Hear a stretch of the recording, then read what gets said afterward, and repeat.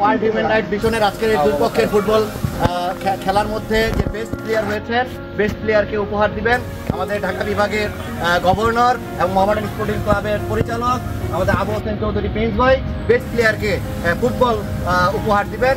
তো আমরা জানতে চাচ্ছি আবু হোসেন প্রিন্স ভাইয়ের কাছে যে আজকের খেলার বেস্ট প্লেয়ারকে। মুক্তার ভাই আজকের বেস্ট প্লেয়ার। ও সবাই একটা করে তালে মুক্তার সাহেবকে আমাদের প্রিন্স ভাইয়ের পক্ষ থেকে মোহামেডান স্পোর্টিং ক্লাবের পক্ষ থেকে একটা ফুটবল উপহার দেওয়া হচ্ছে। ধন্যবাদ। সবসময় আনন্দের।